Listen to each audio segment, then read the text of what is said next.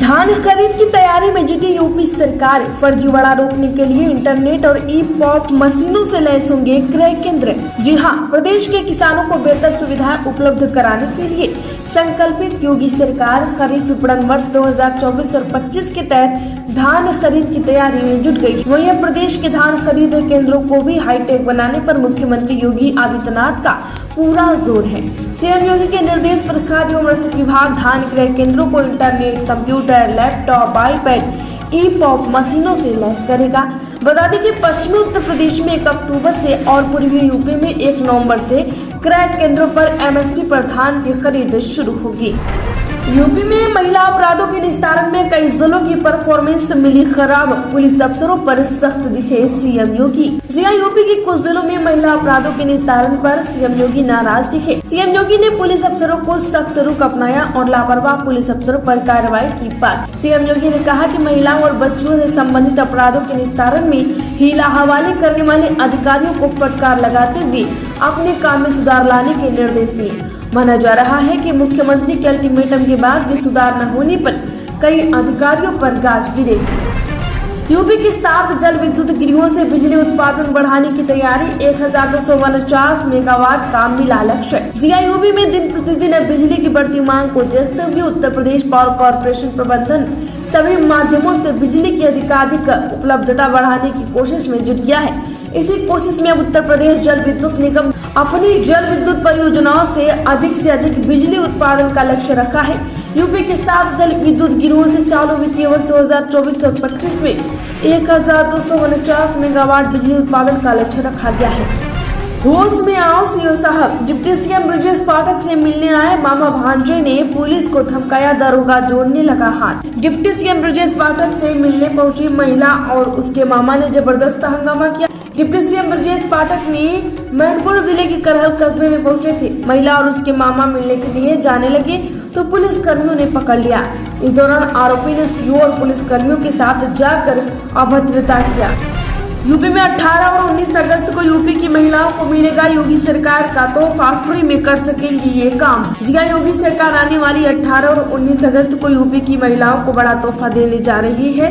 योगी सरकार के इस तोहफे के लाभ महिलाएं फ्री में उठाएंगी। इसको लेकर शासन की ओर से आदेश भी जारी कर दिए गए हैं। दरअसल रक्षाबंधन के त्योहार को देखते हुए योगी सरकार महिलाओं को हर साल की तरह इस साल भी फ्री में बस यात्रा करवाएगी। ये व्यवस्था 18 और 19 अगस्त को रहेगी। 2 दिन महिलाएं रोडवेज बसों में पूरे प्रदेश में कहीं भी जा सकती हैं। आखिरकार नींद से जागी बांग्लादेश की नई सरकार। हिंदुओं के खिलाफ हो रहे अत्याचार पर तोड़ी चुप्पी।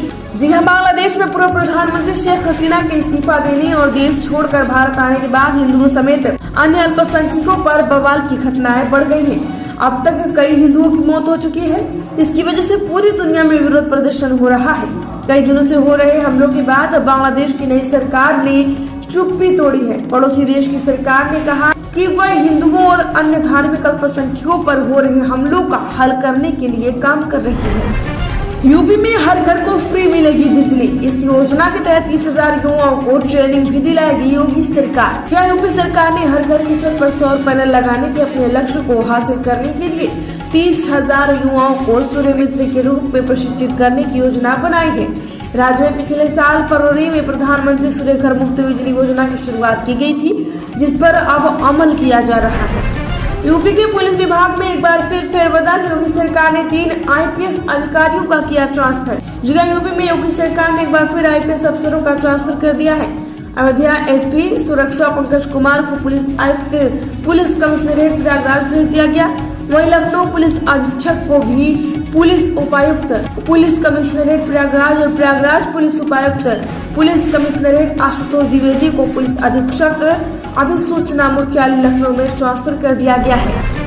यूपी में पीडीए आधार को मजबूत करेगी सपा।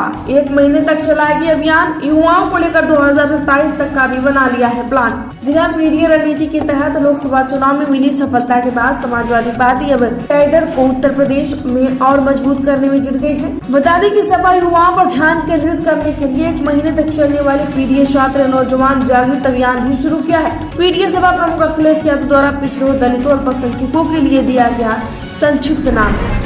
यूपी में एक बार और रेल हादसा। अमरोहा और अलीगढ़ के बाद अब सोनभद्र में मालगाड़ी के इंजन समेत 3 डिब्बे पटरी से उतरे। यहाँ यूपी में रेल हादसे रुकने का नाम नहीं ले रहे हैं। आए दिन किसी न किसी जिले में ट्रेन डिरेल हो रही है। अमरोहा और अलीगढ़ के बाद अब सोनभद्र से मालगाड़ी के पटरी से उतरने का मामला सामने आया है। जिले के बीना क्षेत्र के झांसी बिजली उपकेंद्र पास सुबह लगभग 10:50 पर खगड़िया से कोयला लेकर अनपरा थर्मल पावर स्टेशन जा रही मालगाड़ी बेपटरी हो गई। यूपी चुनाव को लेकर मायावती की बड़ी घोषणा। यूपी की सभी 10 विधानसभा सीटों पर प्रत्याशी उतारेगी सपा।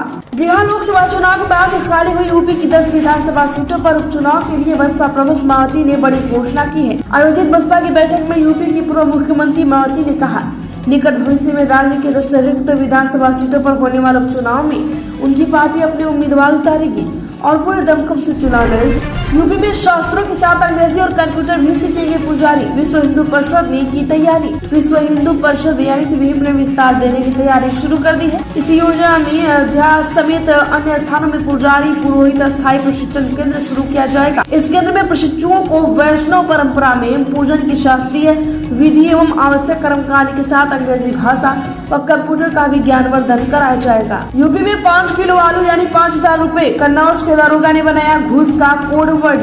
जी हाँ, आवश्यकता और आदत तरह तरह के आविष्कार करा देती है। कन्नौज में एक दारोगा ने रिश्वतखोरी के लिए कोड वर्ड बना रखा है। उसकी कूटफास ने 5 किलो आलू यानी कि 5000 रूपए। वहीं घरेलू झगड़े में आरोपित हुए एक किसान से उसने 5 किलो आलू मांगे। एसपी ने दिमाग में कौंधा की आखिरी 70 से 80,000 वेतन पाने वाले दारोगा रिश्वत में 250 रूपए का आलू क्यों मांगेगा। उन्होंने जांच करवाई तो कोड वर्ड डी कोड हो गया। उसने किससे आलू खरीदे, कितने खरीदे हैं, किसके लिए हैं, इसकी जांच की जा रही है। मथुरा के मंदिरों में मतभेद। 2 दिन मनेगी श्री कृष्ण जन्माष्टमी। बांके बिहारी में इस दिन होगा जन्मोत्सव। जी हाँ, महायोगी श्री कृष्ण के जन्मोत्सव को लेकर मंदिरों में मतभेद है। श्री कृष्ण जन्म स्थान द्वारकाधीश मंदिर इस्कॉन समेत ब्रज के दिवालियों में जन्माष्टमी 26 अगस्त को मनाई जाएगी। वहीं बांके बिहारी मंदिर में जन्माष्टमी 27 को मनाई जाएगी और बांके बिहारी मंदिर उदय तिथि का भी समय अलग माना जा रहा है। यूपी के अयोध्या राम मंदिर को दान में मिले 55 अरब रुपए।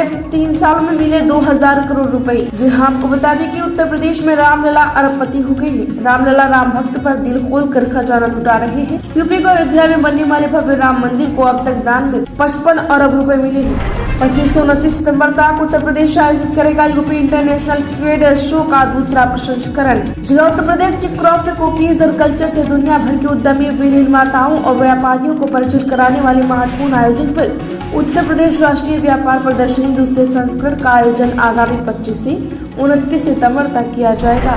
राष्ट्र प्रेम के संदेश के साथ भाजपा की तिरंगा यात्रा आज से शुरू। भूपेंद्र चौधरी सहारनपुर से किया शुभारंभ। जी भारतीय जनता पार्टी हरघर तिरंगा अभियान के तहत विधानसभा स्तर पर तिरंगा यात्रा आयोजित करेगी। तिरंगा यात्रा 11 से 13 अगस्त तक प्रदेश की सभी 403 विधानसभाओं में राष्ट्र प्रेम के संदेश के साथ शहर, गाँव, गली मोहल्लों तक पहुँचेगी।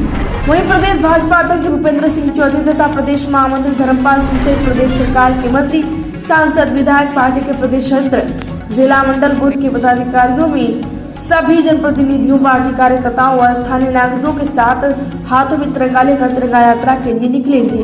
यूपी में क्रीमी लेयर के बाद आरक्षण के शेर को लेकर जंग। मायावती ने कांग्रेस पर बोला बड़ा हमला। अनुसूचित जाति जनजाति के आरक्षण में क्रीमी लेयर को लागू करने को लेकर सुप्रीम कोर्ट के फैसले को लेकर सियासत गर्म है। कल बसपा प्रमुख मायावती ने इस पर प्रेस कॉन्फ्रेंस कर मोदी सरकार का सुप्रीम कोर्ट में ठीक से पैरवी न करने का आरोप लगाते हुए कहा था कि इस मामले में सिर्फ आश्वासन से काम नहीं चलने वाला। उन्हें केंद्र सरकार से संसद का विशेष सत्र बुलाकर इस पर आरक्षण संशोधन विधेयक लाने की मांग की थी। इस मुद्दे पर कांग्रेस के राष्ट्रीय अध्यक्ष मल्लिकार्जुन खड़गे द्वारा दिए गए बयान का उल्लेख करते हुए मायावती ने कहा कि उन्होंने बाबा साहब डॉक्टर भीमराव अम्बेडकर को नहीं बल्कि पंडित नेहरू व गांधी जी को आरक्षण का श्रेय दिया गया है, जिससे रत्ती भर भी सच्चाई नहीं है। यूपी में बनेगा देश का पहला उन्नत विनिर्माण केंद्र। अत्याधुनिक तकनीकों और डिजिटलीकरण से होगा हब। जिला वर्ल्ड इकोनॉमिक फोरम ने कहा है कि मैन्युफैक्चरिंग सेंटर की अहमियत को देखते हुए यूपी को उन्नत विनिर्माण केंद्र बनाया जाएगा। फोरम का कहना है कि यह केंद्र अत्याधुनिक तकनीकी, डिजिटलीकरण और नवाचार के लिए एक हब के रूप में स्थापित किया जाएगा। 4 केंद्र समावेशी तकनीकी निर्माण को बढ़ावा देंगे। यह केंद्र पीपी मॉडल पर बनेगा। यूपी के अलीगढ़ के तालों के साथ इलेक्ट्रिक उत्पादकों को मिलेगा जीआई टैग, होगा ये फायदा। जी हाँ, आपको बता दें कि उत्तर प्रदेश में ताले के बाद अब अलीगढ़ में बनने वाले इलेक्ट्रिक लाइटों व उत्पादों को भी भौगोलिक संकेतिक टैग मिलेगा। वहीं प्रस्ताव लाने में जीआई टैग को लेकर कैंप में निर्माताओं ने प्रस्ताव दिया। इससे पहले अलीगढ़ की पीतल की मूर्ति में भी जीआई टैग दिलाने का प्रस्ताव केंद्र सरकार को भेजा गया है। यूपी के इंजीनियरों के लिए गुड न्यूज। यूपी की नगर पंचायतों में पहली बार होगा यह काम, योगी सरकार का फैसला। योगी आदित्यनाथ सरकार नगर पंचायतों में बेहतर और सुनिश्चित विकास कार्य कराने के लिए पहली बार अभियंताओं की भर्ती करने जा रही है। प्रदेश में मौजूदा समय 545 नगर पंचायतें हैं, लेकिन इनके पास अपने इंजीनियर नहीं है। इसी के चलते इन पर उधारी पर अभियंताओं को मांग कर काम चलाना पड़ेगा। स्थिति यह है कि नगर पंचायतों में होने वाली डिटेल प्रोजेक्ट रिपोर्ट बनाने के लिए निजी एजेंसियों को सहारा तक लेना पड़ रहा है। इसलिए उच्च स्तर पर तय भी किया जा रहा है कि सहायक अभियंताओं के साथ और अभियंताओं की भर्ती की जाए। घर बुलाकर सीएम योगी ने पुलिस अफसरों को लगाई लताड़, दिया 1 महीने का अल्टीमेटम, यह है वजह। जिला प्रतापगढ़ में 1246 एफआईआर दर्ज की गई है। इनमें 1223 मामलों में फाइनल रिपोर्ट भेजी जा चुकी है। बरेली में 2997 एफआईआर दर्ज की गई है। इनमें से 2942 मामलों में फाइल रिपोर्ट दे दी गई है। मुख्यमंत्री ने बैठक में मौजूद गृह विभाग के अधिकारियों को जांच प्रक्रिया में तेजी लाने तथा लंबी जांच को जल्द से जल्द पूरा करने के निर्देश दिए गए हैं। गुड न्यूज, मुरादाबाद से देहरादून और गाजियाबाद के लिए उड़ान जल्द, हफ्ते में 6 दिन फ्लाइट। यह 19 सीटर विमान काफी उम्दा है जो कनाडा में बना है। इससे सहूलियत का पूरा ध्यान रखा गया है। लखनऊ मुरादाबाद की सेवा शुरू हो चुकी है। जल्द ही हम देहरादून और गाजियाबाद के लिए भी सेवा शुरू करेंगे। यह बात विमान सेवा प्रदाता फ्लाईविंग के कार्यकारी उपाध्यक्ष राजीव शर्मा ने